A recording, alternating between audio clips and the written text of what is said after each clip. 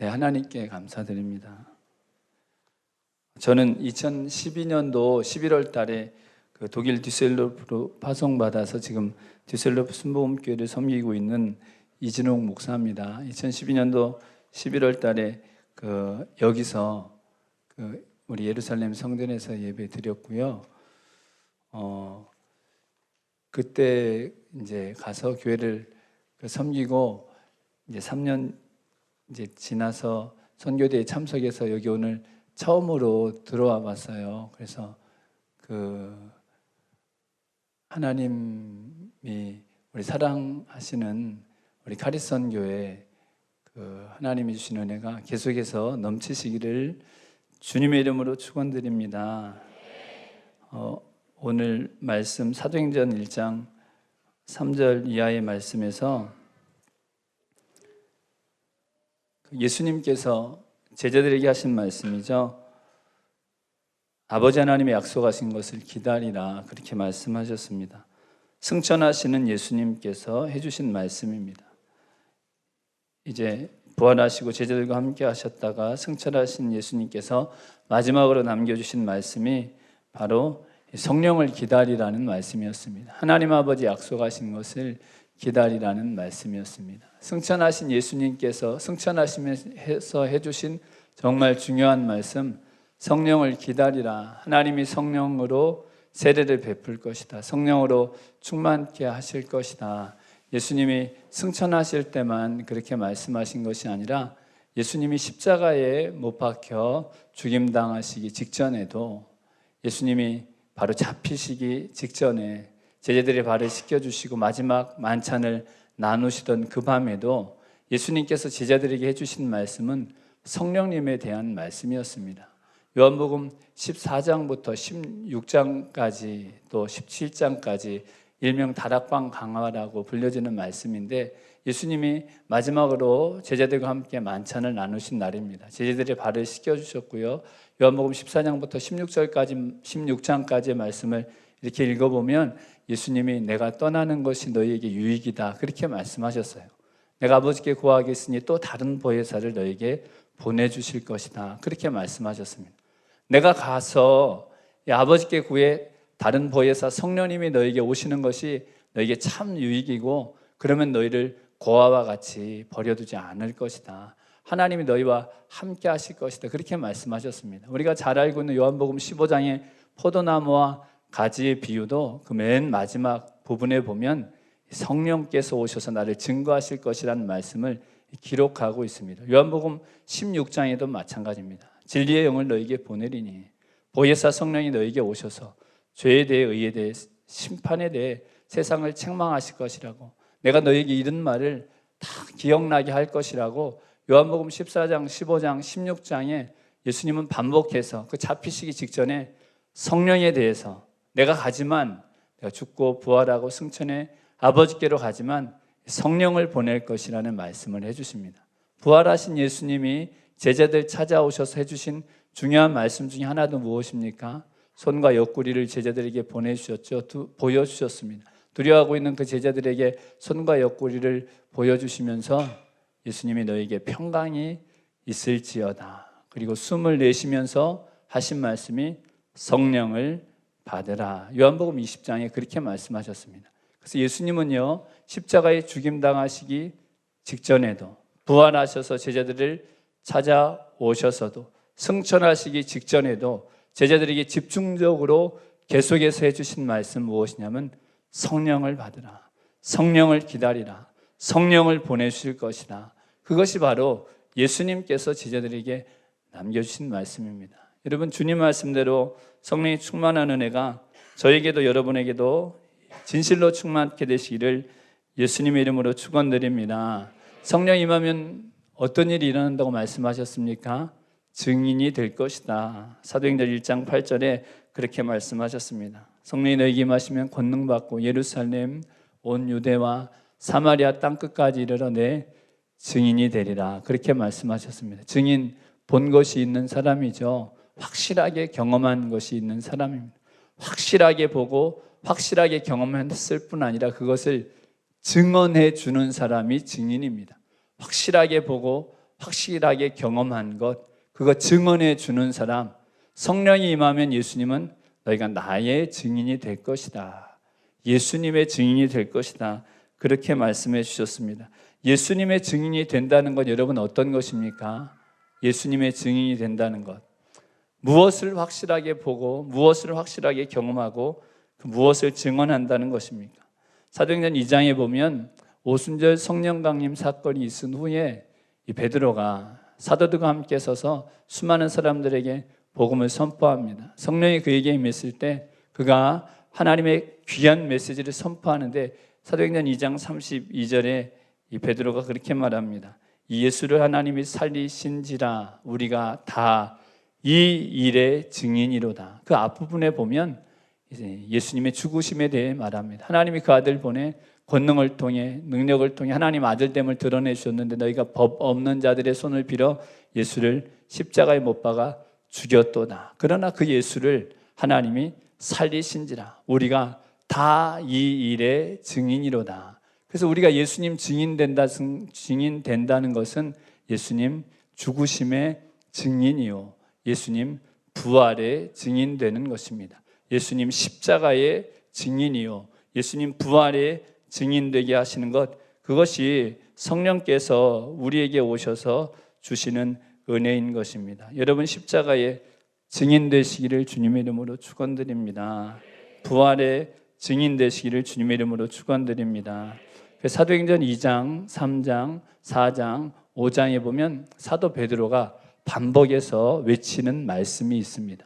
사도 베드로가 사도행전 2장에도 3장에도 4장에도 5장에도 반복해서 선포하는 메시지가 있습니다. 사도행전 2장 사도 베드로 성령 충만 받은 그의 첫 번째 설교의 마지막 절 말씀이 사도행전 2장 36절 말씀인데 베드로가 뭐라고 말하냐면 너희가 십자가에 못 박은 예수를 하나님이 그 오른손으로 일으켜 살리셔서 주와 그리스도가 되게 하셨느니라. 우리가 이 일의 증인이라고. 너희가 십자가에 못 박은 예수를 하나님이 살리셔서 주와 그리스도가 되게 하셨다고 이 베드로가 선포합니다. 너희가 십자가에 못 박은 예수 하나님이 살리셨다. 그것이 사도행전 2장의 베드로 설교의 마지막 말씀입니다. 사도행전 3장에도 보면요 사도 베드로가 똑같은 말씀을 외칩니다. 사도행전 3장에 어떤 일이 있었습니까? 성전 미문에 태어나면서 한 번도 걷지 못하던 안진뱅이가 은과 금은 내게 없거니와 내게 있는 것으로 내게 주노니 나사렛 예수 그리스도 이름으로 일어나 걸으라 하고 오른손을 잡아 일으키죠. 벌쩍 일어나서 걷고 뛰고 하나님을 찬양합니다. 그때 그 광경을 봤던 수많은 사람들이 눈이 휘둥그레집니다. 그리고 누구를 바라봅니까? 베드로와 요한 바라봅니다. 마치 베드로와 요한이 그 놀라운 일을 이룬 것처럼 베드로와 요한 바라볼 때 그때 사도 베드로가 사도행전 3장 15절에 이렇게 말씀합니다. 생명의 주를 죽였도다. 그러나 하나님이 죽은 자 가운데서 살리셨으니 우리가 이 일의 증인이로다. 그 이름을 믿음으로 그 이름이 너희 보고하는 이 사람을 성하게 하였나니 예수로 말미암아 난 믿음이 너희 모든 사람 앞에서 이같이 완전히 낫게 하였느니라. 평생 걷지 못하던 자가 일어나게 되었을 때에 베드로가 외쳤던 첫 번째 말씀은 무엇이냐면 생명의 주를 너희가 죽였으나 하나님이 그 예수를 살리셨고 그 예수 이름을 믿는 그 믿음을 통해 그 예수 이름의 능력이 우리 아는 이 사람을 성하게 하였다고.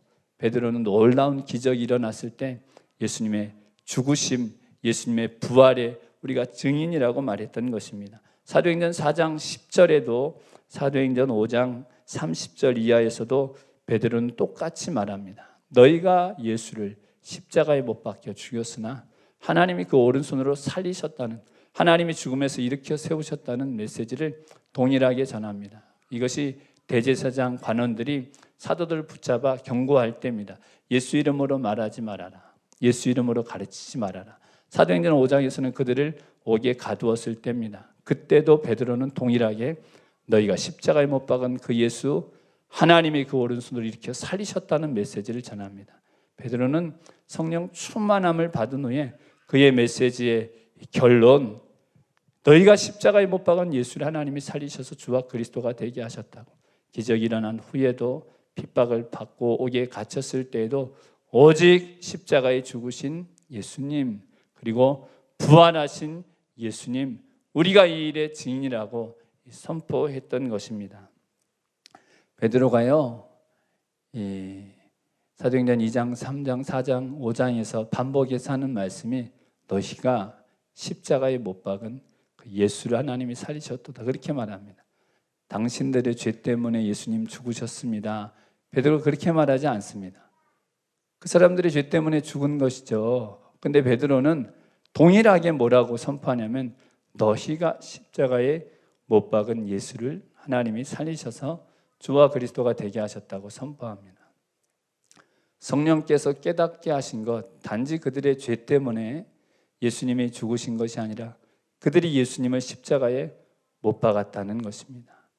이 깨달음, 성령이 임할 때에 베드로에게 먼저 주신 깨달음이죠. 베드로, 특별한 주님의 은혜를 입은 제자입니다. 예수님의 제자들 얼마나 특별한 은혜를 입었습니까? 예수님의 귀한 가르침을 곁에서 듣고 예수님의 기적을 가까이서 보고 특별한 은혜를 제자들이 다 입었는데도 예수님 잡혀가실 때 다 날 살려라 도망했죠. 그러나 베드로는 예수님 모른다고 했습니다. 맹세코 내가 모르노라. 저주하면서 내가 예수님을 모른다고 했던 그 베드로입니다. 성령께서 역사하실 때, 성령을 기다리라는 예수님 말씀 듣고 기도할 때에 성령께서 깨닫게 해주신 것, 베드로 누구냐면 예수님 못 박은 죄인이라는 깨달음, 베드로에게 먼저 주신 것입니다. 내가 예수님 십자가에 못 박은 그 죄인입니다. 성령께서 깨닫게 해준 깨달음 가지고 회개할 때에 성령의 충만함 그에게 허락하여 주셨고, 그 베드로가 그것 깨닫고서 갈라디아 3장 1절 2절에 보면 사도 바울이 갈라디아 교회 성도들에게 이렇게 말합니다. 갈라디아 성도들아, 그리스도께서 십자가에 못 박히신 것이 밝히 보이거늘 누가 너희를 꾀더냐. 너희가 성령을 받고 구원받은 것 믿음으로 말미암아 된 것이 아니냐. 우리가 예수 그리스도를 믿음으로 구원받고 성령을 받으면 그리스도께서 십자가에 못 박히신 것을 밝히 보게 하신다는 것입니다. 사도 베드로에게 하나님이 깨닫게 해주신 것, 그가 예수님 십자가에 못 박았다는 것입니다. 그 메시지를 처음 전했을 때 수많은 사람들이 어떻게 했습니까? 우리는 예수님 십자가에 못 박지 않았습니다. 로마 군사들이, 대제사장들이 못 박았습니다. 그렇게 말하지 않았죠. 그들이 가슴을 치면서 어찌할꼬 어찌할꼬 어찌할꼬 어찌할꼬, 그들이 가슴을 칠 때에 내가 회개하고 예수 그리스도 이름으로 세례를 받으면 성령을 선물로 받게 될 것이라는 그 말씀 듣고 그들이 회개했습니다. 우리가 예수님 십자가에 못 박았습니다. 그들이 회개할 때에 성령께서 역사해 주셔서 그날에 구원받는 자의 수가 3,000명이나 더하여졌다고 성경은 말씀하고 있는 것입니다. 성령님 우리에게 오시면 누구를 보게 하시냐면 십자가의 주님을 보게 하십니다. 여러분, 성령께서 눈을 밝게 열어 보게 하시는 십자가 예수님 날마다 바라보게 되시기를 예수님의 이름으로 축원드립니다.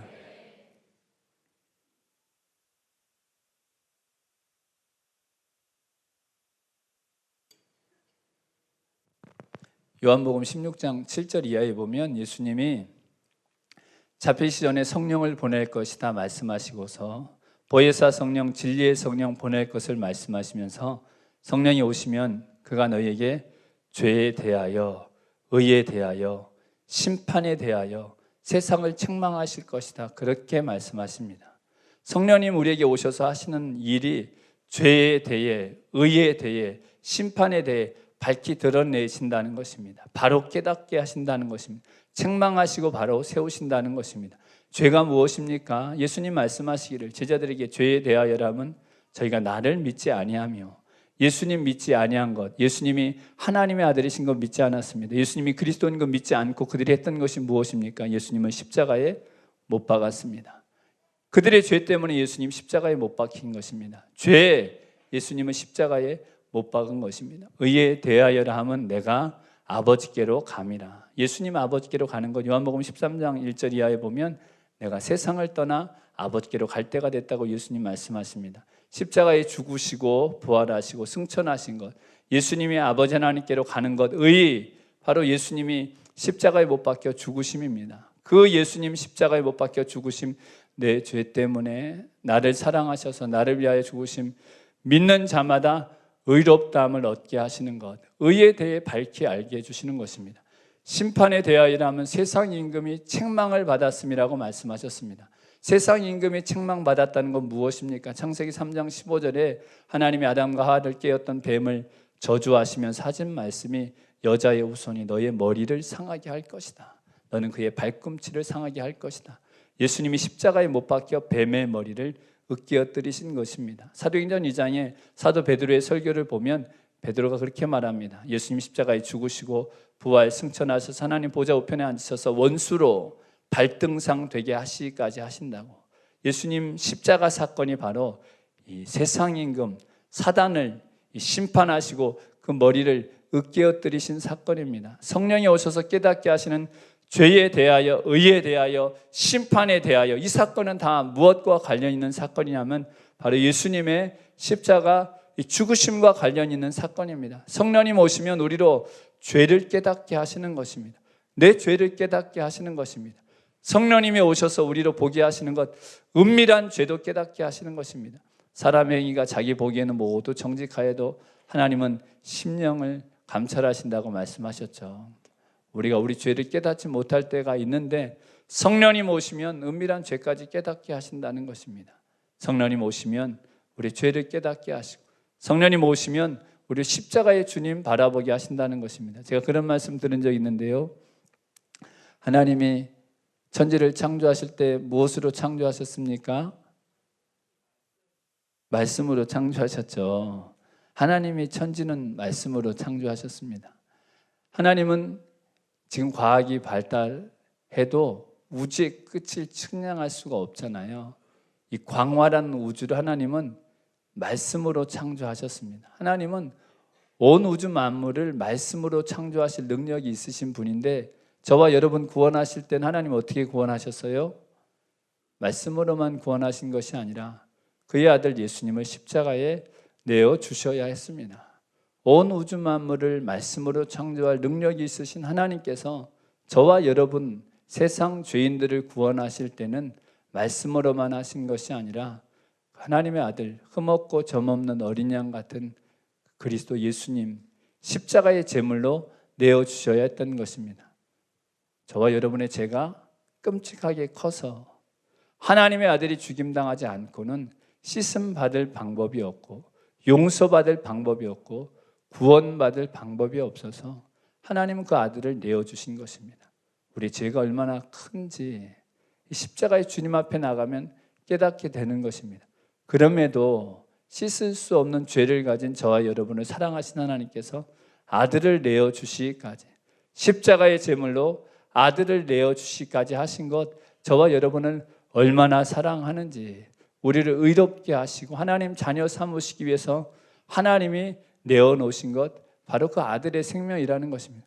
우리를 얼마나 사랑하시는지 우린 십자가 앞에서 나와서 알 수 있습니다. 예수님이 우리를 얼마나 사랑하시는지, 생명 내어주기까지 사랑하신 그 주님의 사랑을 깊이 알게 해주시는 분, 성령께서 알게 하시는 것입니다. 우리가 용서함 받고 십자가의 은혜를 입으면 우리를 주관하고 있던 세상 임금의 세력, 어둠의 세력, 예수님께서 심판해 주시는 것입니다. 사단의 머리를 으깨어뜨리신 것처럼 우리 삶을 얽어매고 주장하고 있는 것 같은 어둠의 세력을 완전히 멸하시는 그 능력, 어디에서 나오냐면 십자가의 은혜로부터 저와 여러분에게 임한다는 것입니다. 십자가 앞에 나올 때 이와 같은 은혜가 있는데 성령님이 그것을 깨닫게 해주신다는 것입니다. 여러분 성령으로 충만하게 되시기를 주님의 이름으로 축원드립니다. 성령이 충만한 은혜 입어서 여러분 우리 영안을 밝히 열어 십자가의 깊은 은혜를 보게 하시고 한량없는 하나님의 사랑 가운데 진정한 승리를 알아가시는 주님의 은혜가 충만하게 되시기를 예수님의 이름으로 축원드립니다. 이 증인 되게 하시는 것, 우리를 이 십자가의 증인 되게 하실 뿐 아니라 우리를 이 부활의 이 증인 되게 하시는 것입니다. 사망 권세 깨뜨리고 이기신 그 예수님 그 생명의 증인 되게 하시는 것입니다. 고난에 비교할 수 없는, 이 고난과 좋게 비교할 수 없는 영광을 바라보게 하시고 그 영광을 사모하게 하시는 그 증인 되게 하시는 것입니다. 요한복음 14장 18절에 보면 예수님이 진리의 성령이 오시면 너희를 고아와 같이 버려두지 아니하실 것이라 그렇게 말씀하셨어요. 성령님 오시면 정말 하나님의 우리 아버지가 되시는 것입니다. 피덩이 자식을 품은 그 어머니의 사랑 가운데 있는 것처럼 요한복음 16장 33절인가요? 그렇게 말씀하셨죠. 세상에서 환난을 당하나 너희가 담대하라. 내가 세상을 이겨오노라. 이것을 너희에게 이르면 너희로 내 안에서 평안을 누리게 하려 함이라. 성령님 오시면 우리를 정말 예수님 안에 있게 하시는 것입니다. 세상을 이기신 그분의 평안을 아버지 하나님 안에서 누리게 하시는 것, 그 성령을 통해 주시는 은혜인 것입니다. 고아처럼 버려두지 아니하고 정말 하나님 자녀가 되게 해주신다고 말씀해 주셨는데, 우리 하나님의 위로만 받고 격려만 받고 돌보심만 받는 정도가 아니라 장성한 하나님의 아들이 되게 해주십니다. 진정한 하나님의 아들이 되게 해주십니다. 로마서 8장에 보면요, 하나님께 사도 바울을 통해 로마서 8장 14절, 15절, 16절에 세 절에 반복해서 이 두 가지 개념을 세 절에 반복해서 설명합니다. 그것이 무엇이냐면 성령과 하나님의 아들이라는 개념입니다. 로마서 8장 14절에 무릇 하나님의 영으로 인도함을 받는 그들이 곧 하나님의 아들이라. 성령은 우리 하나님 아들 되게 합니다. 로마서 8장 15절에는 뭐라고 말씀하셨냐면 우리가 양자의 영을 받았으므로 아바 아버지라 부르짖느니라.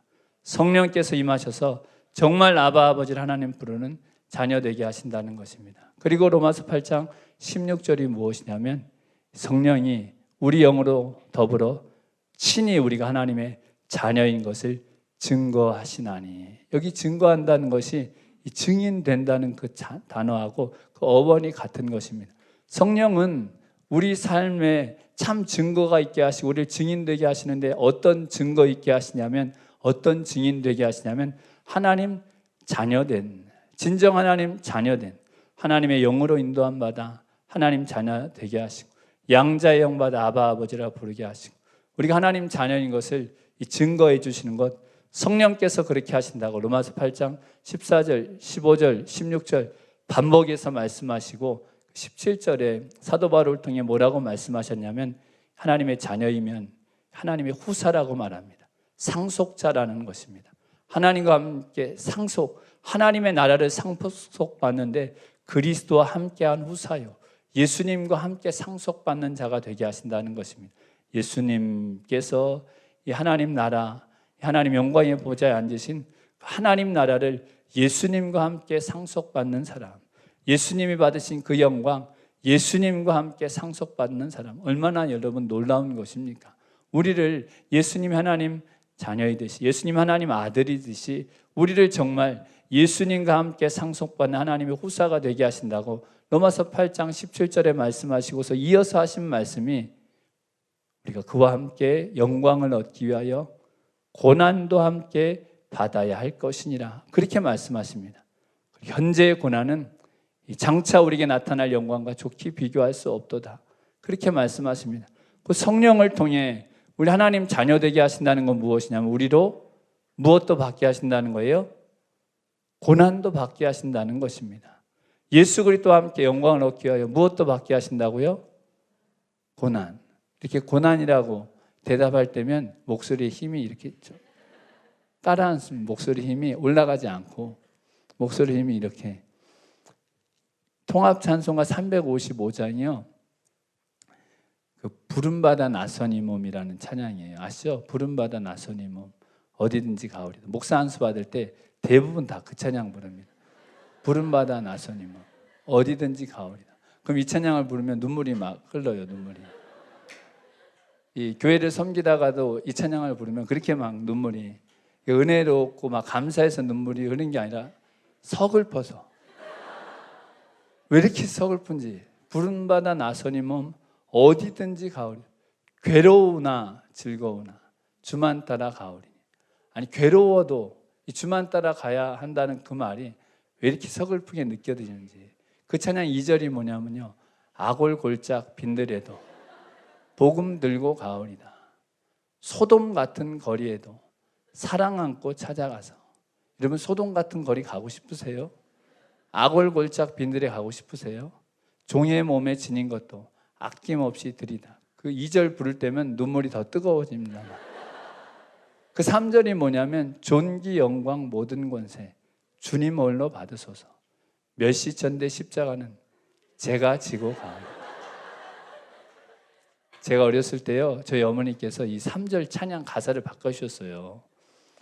존귀 영광 모든 권세 주님 홀로 받으소서. 멸시천대 십자가는 예수님이 지셨으니. 너무 좋잖아요. 저희 어머니가 얼마나 아들을 걱정하시는지. 지금도 날마다 기도해 주시는데 아들이 멸시천대 십자가 지면 얼마나 괴로울 것 같아서 멸시천대 십자가는 예수님이 지셨으니. 근데 그때 저희 어머니뿐 아니라 많은 분들이 그렇게 가사를 바꿔 부르셨어요. 예수님이 지긴 지셨으니까. 근데 여러분, 이 찬양은요, 사실 서글픈 눈물을 흘려야 될 찬양이 아니죠. 여러분, 존귀 영광 모든 권세를 하나님께 돌릴 수 있다는 것, 우리 생에 얼마나 놀라운 일입니까? 여러분, 어떻게 우리가 하나님께 존귀 영광을 올려드릴 수 있겠습니까? 부족하고 허물 많은 우리가 어떻게 정말 하나님을 영화롭게 할 수 있겠습니까? 우리 창조하신 목적이 그것인데 정말 존귀 영광 모든 권세를 하나님께 올려드릴 수 있는 길이 거기에 있다고 하는데 우리는 서글픈 눈물이 나올 때가 제가 그럴 때가 많았습니다. 성령께서는 그 십자가 안에서 하나님의 영광을 보게 하신다는 것입니다. 그것이 얼마나 영화로운 일인지 성령님은 그렇게 하신다는 것입니다. 우리의 마음은 그렇지 못한데 성령님은 그렇게 하신다는 것입니다. 히브리서 12장 2절에 보면 믿음의 주여 또 온전케 하시는 예수를 바라보자. 그는 그 앞에 있는 즐거움을 위하여 십자가를 참으사 부끄러움을 개의치 아니하시더니 하나님 보좌 우편에 앉으셨다고 말씀합니다. 여러분, 예수님께서 십자가의 고통 당하실 때에 그 앞에 있는 즐거움을 보셨다고 성경은 말씀합니다. 예수님은 십자가의 처참한 죽음에서 부활의 영광을 보셨습니다. 그리고 예수님의 죽으심 때문에 수많은 영혼들이 열방에서 구원받기를 흑암에서 광명으로, 사망에서 생명으로, 절망에서 오직 소망 되신 예수 그리스도께로 일어날 것을 예수님은 보셨습니다. 그래서 십자가를 견디셨다는 것입니다. 십자가를 참아내셨다는 것입니다. 십자가를 감당하셨다는 것입니다. 그와 같은 일을 하나님께서 성령을 통해 저와 여러분의 삶 가운데도 이 고난을 뛰어넘는 하나님의 놀라운 영광도, 좋게 비교할 수 없는 영광을 사모하는 마음, 사람에게는 없는데 하나님은 우리에게 주신다는 것입니다. 여러분, 주님의 복음을 위해 여러분 고난 많이 받으셨습니까? 때로는 외롭고, 때로는 서글프고, 때로는 힘들고 지친 일들이 있으셨습니까? 성령님께서 여러분의 마음을 새롭게 해주신 은혜가 있게 되시기를 주님의 이름으로 축원드립니다.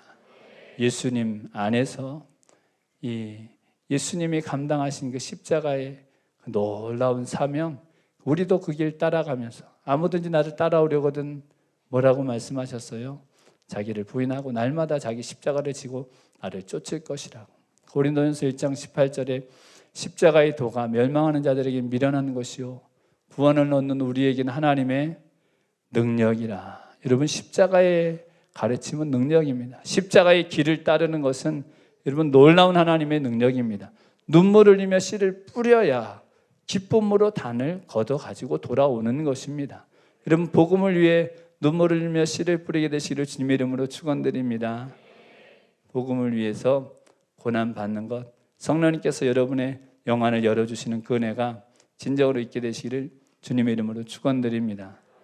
죄 때문에 고난 받으면 안 되지만 복음 위에 고난 받으면 하나님께서 이 뜻하신 길을 따라 고난 받으면 그 놀라운 영광을 정말로 보게 하시는 것입니다.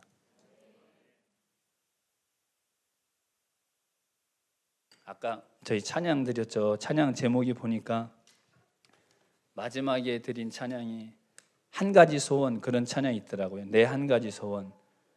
그저 내 한 가지 소원.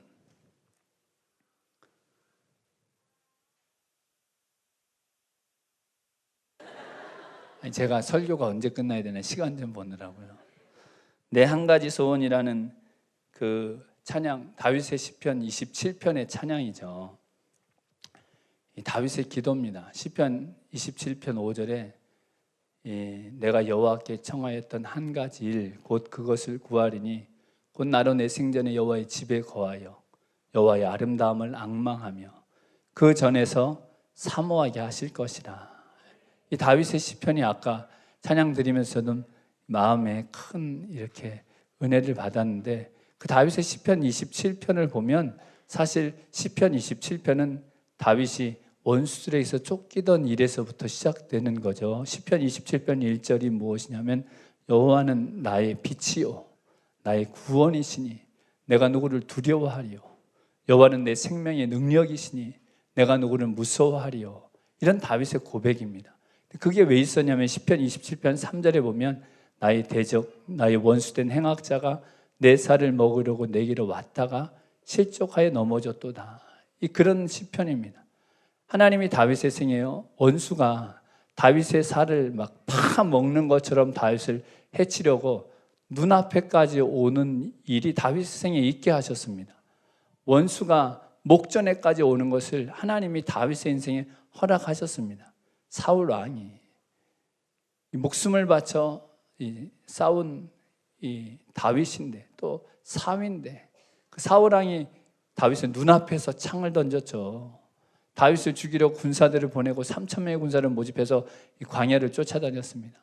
그래갖고 그렇게 이스라엘의 원수 같은 블레셋의 나라로 도망가게까지 하고, 이 정말 그 원수가 이 목전에 와가지고 다윗의 살을 먹고 해치려는 것 같은 위협이 다윗에게 있었습니다. 근데 우리 마음 같으면 하나님이 원수가 저 멀리서 머리끝으로만 보여도 하나님이 탁 막아주시면 정말 얼마나 좋습니까? 원수가 막 일어날 징조만 보여도 하나님이 단숨에 그냥 딱 막아주시면, 여러분 근데 그러면 얼마나 좋겠어요. 근데 원수가 목전까지 오게 하시는 일을 다윗에게 허락하셨습니다. 근데 그 일을 통해서 다윗이 어디까지 가게 되냐면, 원수가 다윗의 살을 먹으러 목전까지 온 그 일 때문에 다윗은 갔던 곳이 어디냐면 그 시편 27편 4절 이하에 보면 여호와께서 환난 날에 그 초막 속에 나를 비밀히 지키시고 그 장막 은밀한 곳에 나를 숨기시며 바위에 높이 두시리로다. 다윗이 그렇게 고백합니다. 다윗이 내가 여호와의 장막에 거하기를 그렇게 내 한 가지 소원이라고 간절히 하나님께 기도했던 이유는 뭐냐면, 원수가 감당할 수 없는 고난이 그에게 왔을 때에 그가 피했던 곳이 어디냐면 하나님의 거룩한 처소, 하나님의 임재 깊은 곳으로 다윗은 갔던 것입니다. 하나님이 다윗의 생에 그 원수가 목전까지 오는 일을 허락했지만 그것 때문에 다윗은 그 누구보다도 하나님께 가까이 갔습니다. 그 누구보다도 하나님의 거룩한 처소에 들어갔습니다. 그 하나님의 거룩한 처소에 들어간 그 일 때문에 그를 바위에 높이 두시고 원수의 목전에서 오히려 원수를 물리쳐 주시고 다윗으로 고백하게 하시기를, 시편 27편 1절 2절의 그 고백을 정말 다윗의 담대한 고백되게 하신 것입니다. 여호와는 나의 빛이요 나의 구원이시니 내가 누구를 두려워하리요. 여호와는 내 생명의 능력이시니 내가 누구를 무서워하리요. 나의 대적 나의 원수된 행악자가 내 살을 먹으려고 내게로 왔다가 실족하여 넘어졌도다. 군대가 나를 대적하여 진칠지라도 내 마음이 두렵지 아니하며 전쟁이 일어나 나를 치려할지라도 내가 오히려 안연하리로다. 여러분, 다윗은 이제 군대가 일어나도 두렵지 않은 사람 되었습니다. 전쟁이 일어나서, 여러분 전쟁이 일어나는 건 얼마나 무서운 일입니까? 여러분, 말세에 그 무서운 전쟁들이 일어난다면 그것이 세상 모든 사람들에게 얼마나 큰 두려움이 되겠습니까? 근데 하나님의 거룩한 처소로, 하나님의 은밀한 처소로 피하게 되면 군대가 일어나 나를 대적할지라도, 전쟁이 일어나 나를 치려할지라도 오히려 안연하리로다. 하나님의 평안 가운데 거하게 하시는 것, 여러분 이것이 하나님이 허락하신 고난을 통해 우리 진정 하나님 안에 거하게 하시는 하나님의 놀라운 은혜인 것 기억하시기를 주님의 이름으로 축원드립니다. 고난은 주님이 뜻하신 길 가면 우리 그 누구보다 하나님께 가깝게 하십니다. 또 복음을 위해 성령께서 깨닫게 해주시는 믿음의 눈이 열려서 복음을 위해 고난을 받으면 좋게 비교할 수 없는 영광에 이르게 하시는 은혜 하나님 베풀어 주신다고 말씀하신 것입니다. 그걸 누가 깨닫게 하신다고요? 성령님께서 깨닫게 해주시는 줄로 믿습니다. 성령의 충만한 은혜가 있게 되시기를 예수님의 이름으로 축원드립니다. 저는 뒤셀도프 가서 이제 3년 반 지나서 이제 막 이 선교지 교회를 섬기는 것 이제 막 배우고 있습니다. 이제 막 배우고 있는데 제가 3년 반의 시간이 지나면서 이 정확하게 깨달은 것이 하나 있습니다. 아주 정확하게 배운 것이 하나 있는데 제가 이 새로운 곳에 가서 이 독일 düsseldorf 땅에 가서 교회를 섬기고 성도님들 섬기면서 하나님께서 저에게 깨닫게 해주신 것 제가 정말 얼마나 말할 수 없이 부족한 사람인지를 하나님이 깨닫게 해주셨습니다. 물론 전에도 저는 제가 부족한 줄 알았죠. 전에도 제가 부족한지 저는 알았어요. 정말 부족하니까. 저는 카리스 선교에서 청년들과 청년들을 섬기는 일을 처음 해봤습니다. 처음.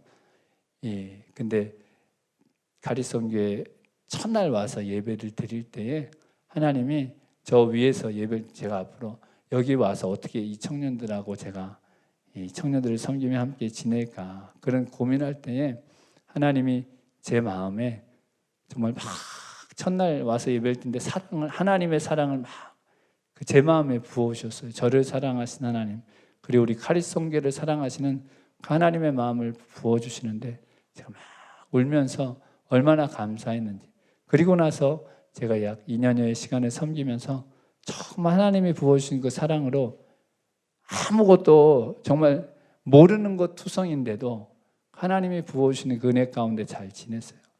제가 뒤셀도프 가서 깨달은 것이 처음에는 교회에 좀 어려움이 있을 때 제가 갔습니다. 교회에 어려움이 있어서 성도님들도 많이 상처 있고 어려움 때문에 성도님들의 이런 모습이 이렇게 제가 받아들이기 너무 힘든 거예요. 정말 예수 믿으시는 분이 맞나? 정말 교회를 교회에 그렇게 오랫동안 신앙생활 하신 모습이 맞는가? 자꾸 제 마음속에 그런 생각이 드는 거예요. 말씀을 전하고 은혜를 받는 것 같으신데도 도무지 변하는 것 같지 않고. 근데 시간이 지나면서 그런 일 때문에 너무 답답해할 때 하나님이 제 마음에 깨닫게 해주신 것이 무엇이냐면 제가 그분들을 사랑할 능력이 전혀 없는 거예요. 그분들을 인내함으로 기다려줄 능력이 전혀 없는 거예요. 예수님이 그분들을 어떻게 보시겠습니까? 생명처럼 그분들을 닮은 사랑이 요만큼도 저한테 없는 거예요. 한 번은 저희 어머니하고 통화를 하는데 저희 어머니가 저한테 그러시더라고요. 다윗 얘기를 하면서 다윗은 그 양무리를 지키면서 그 사자 이리에게 붙잡혀 죽임당하는 그 양을 구하기 위해서 목숨을 걸었다는 거예요. 그래서 저더러 성도를 목숨처럼 사랑하라고. 아무리 혹시 성도가 잘못하는 일이 있더라도 성도를 목숨처럼 사랑하라는 거예요. 제가 그 말을 듣고서 네 어머니 알았어요. 이렇게 해야 되는데 가뜩이나 교회 일이 복잡한데 어머니가 그렇게 말씀하시니까 귀에 잘 안 들어오더라고요. 네. 그리고 빨리 전화를 끊었어요. 그리고 이제 나중에 기도를 드리는데 정말 제 마음속에 성도를 독일에 있는 성도님들을 생명처럼 사랑하는 마음이 없는 거예요. 정말 생명처럼 사랑하는 마음이 제 마음에 없는 것을 하나님이 저에게 깨닫게 해주시는데 제가 그때 펑펑 울었습니다. 회개했어요. 하나님, 저는 이 성도님들을 사랑할 능력이 도대체 없습니다. 이분들을 품을 수 있는 마음이 도대체 되지를 않습니다. 이분들을 사랑하시는 제 마음이 저에게 없습니다. 제가 그렇게 기도하면서 정말 하나님만 의지했습니다. 왜냐하면 저에게 그런 능력이 없는 것을 보았기 때문에. 보니까 오히려 그분들보다 더 못한 것이 저더라고요. 저는 젊어서부터 신학하고 주의종이 되겠다고 하고 그래도 주의종으로 섬기고 했는데도 제 부족한 모습들 보면 그분들이 정말 저보다 더 훌륭하다는 걸 깨닫게 해주셨어요. 제가 날마다 기도했습니다. 기도할 때마다 회개하고 하나님의 은혜를 구할 때 저에게 없는 사랑을 하나님이 주시기 시작했어요. 저에게는 도무지 있지 않은 사랑인데 저에게는 도무지 있지 않은 것인데 하나님이 주는 그 사랑을 주시기 시작하시면서 제가 그냥 그전에는 막 그런 일이 있으면 당황하고 두렵기도 하고 떨리기도 할 일들이 너무나 평안하면서 정말 마음에서부터 그분들을 위한 이 기도를 하나님이 할 수 있게 해주셨습니다. 여러분 성령님은 어떤 분이시냐면요, 우리 인생에 우리 힘으로 이룰 수 없는 일들을 하나님이 이루어 가시는, 예수님께서만 이룰 수 있는 일을 우리 생에 이루어 가시는 분, 여러분 그분이 바로 성령님이십니다. 힘으로 능으로, 내 힘과 능으로 되지 않는 일들 성령님께서 오셔서 우리 삶 가운데 이루시는 것, 바로 예수님이 우리 삶에 이루시고자 하는 일을 성령님 통해 이루어 주시는 은혜를 베풀어 주시는 것입니다. 누가복음 4장에 보면 예수님이 나사렛 한 회당에 가십니다. 그때 예수님이 서서 성경을 읽으시려고 할 때 이사야서 책을 이렇게 성전 회당 맡은 사람이 갖다 줄 때 예수님이 그 이사야서 펴시죠. 오늘 저희 성경으로 이사야 61장 말씀 펴서서 예수님이 읽으십니다.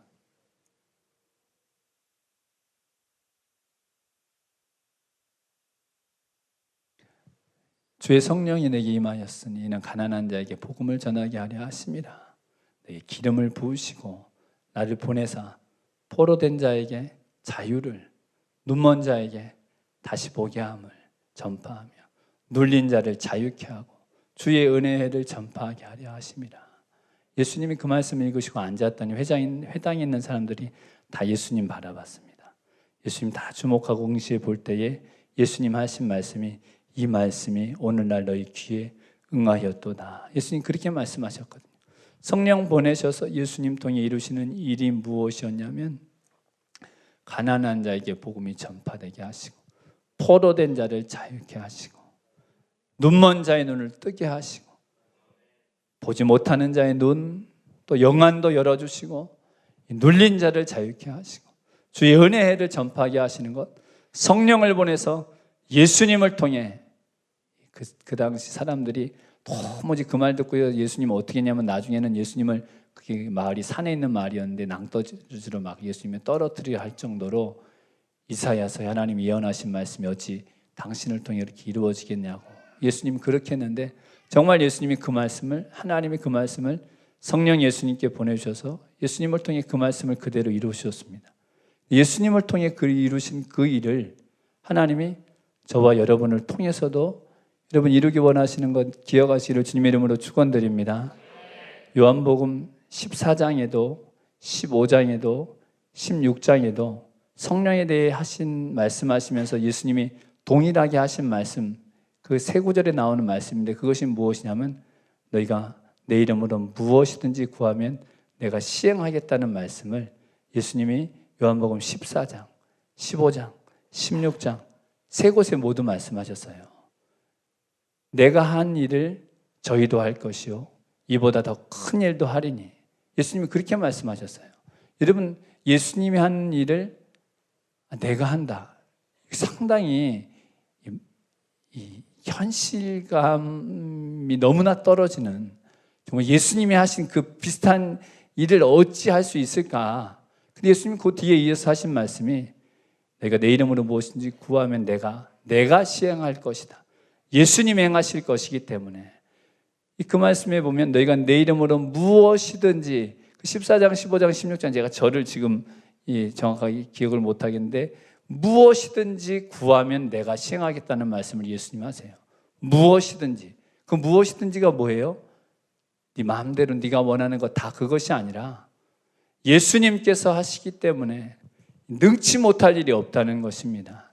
하나님의 나라를 위해, 하나님의 뜻을 위해 기도하는 것, 예수님이 직접 행하심을 예수님이 정말 우리 가운데 행하심을 계속 이어서 같이 하시는 말씀은 너희가 내 안에 거하고 내 말이 너희 안에 거하면 무엇이든지 원하는 대로 구하라. 성령님은 우리를 예수님 안에 있게 해주시고 예수님 우리 안에 있게 해주시는 분이십니다.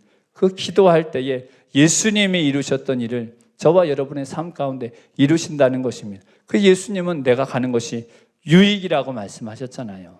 내가 한 일 너희도 할 것이라고 말씀하셨잖아요. 우리 삶 가운데 예수님이 이루시고자 하는 일, 성령님을 통해 주님은 이루신다는 것입니다. 여러분 사모하시기를 주님의 이름으로 축원드립니다. 나 하나 이 눌리고 얽매인 것에서 해방되기도 쉽지 않은 것 같은데 예수님은 평생 거기서 해방되려고 몸부림치다가 끝나는 삶이 아니라 하나님 나를 자유케 하시고 나를 통해 포로된 자들을 자유케 하시고 절망과 어둠과 죄악의 세력에 억눌린 자들을 자유케 하시는 그 놀라운 일을 성령님을 통해 이루실 수 있다는 것입니다. 주의 은혜에 놀라운 하나님의 역사를 하나님은 예수님이 하신 것처럼 저와 여러분을 통해 하나님은 이루실 수 있다는 것입니다. 우리는 할 수 없는데 성령님은 예수님께서 하신 그 일을 저와 여러분 삶 가운데 이루어 주시는 분이시라는 것 기억하시기를 주님의 이름으로 축원드립니다. 마지막으로 잠깐 말씀드리면 하나님 아버지 약속하신 것을 기다리라. 성령이 임하면 너에게 증인될 것이다. 그 말씀 제자들이 듣고서 했던 것이 무엇입니까? 전혀 기도에 힘썼습니다. 제자들, 예수님 어머니, 그 예수님의 아우들, 그 여인들 함께 모여서 했던 것 전혀 기도에 힘쓰니라. 사도 베드로의 설교를 듣고 어찌할꼬 가슴을 치며 회개했던 그들이 구원받고 난 뒤에 그들이 했던 것이 무엇입니까? 날마다 모여서 사도의 가르침을 받았습니다. 말씀을 배우고 교제하며 떡을 떼고 그리고 전혀 기도에 힘쓰니라. 여러분 성령님은요 기도할 때 임하셨습니다. 그리고 성령을 선물로 받은 자들은 전혀 기도에 힘썼습니다. 기도하고 있지 않다면 여러분 우리를 자세히 한번 살펴봐야 합니다. 성령님은 기도의 영입니다. 누가복음 11장에 보면요 기도에 대한 예수님의 가르침을 말씀해 주십니다. 예수님이 기도에 대해서 쭉 말씀해 주시면서 그 말씀하시죠. 구하라 그러면 너희가 얻을 것이요 찾으라 그러면 찾을 것이요 문을 두드리라 그리하면 너희에게 열릴 것이니. 그 누가복음 11장의 기도의 교훈을 가르쳐 주시고서 맨 그 기도의 가르침의 마지막 부분에 보면 뭐라고 말씀하시냐면 악한 자라도 자식에게 좋은 것 줄 줄 알거든. 내 중에 누가 자식이 떡을 달라면 돌을 주며 생선 달라면 뱀을 줄 사람이 있겠네. 악한 자라도 자식에게 좋은 것 줄 줄 알거든. 하물며 하늘에 계신 너희 천부께서 구하는 자에게 성령을 주시지 않겠느냐. 여러분 성령은요 구하는 자에게 주신다고 말씀하셨어요. 우리가 성령님을 통해 구원 얻었지만 성령의 충만함을 구해야 합니다. 여러분 성령의 충만함을 날마다 구하고 계십니까? 성령으로 충만케 하여 주옵소서. 성령의 기름 부어 주시옵소서. 하나님의 영의 인도함을 받게 하여 주시옵소서. 요한복음 7장 38절 39절에 누구든지 목마르거든 내게로 와서 마시라. 나를 믿는 자는 성경 이름과 같이 그 배에서 생수의 강이 흘러나리라. 이는 믿는 자의 받을 성령을 가리켜 말씀하신 것이라. 예수님은요 내게로 와서 십자가 앞에 나오면 내게로 와서 기도하면 성령을 주시는데 배에서 강물이 흘러 넘치는 것 같은 이것이 믿는 자에게 주시는 성령이라고 말씀하셨습니다. 내 마음 그냥 촉촉히 적셔주시는 그 정도가 아니라 여러분 강물이 배에서 흘러 나온다는 것 얼마나 놀라운 일입니까? 제가 있는 곳에 가면 라인강이 한강보다 폭이 좁지만 깊고 거세게 흘러서 배들이 얼마나 흘러가는지 모릅니다. 한강 얼마나 또 이렇게 크고 넓게 흐릅니까? 우리 배에서 생수의 강물이 흐른다는 것입니다.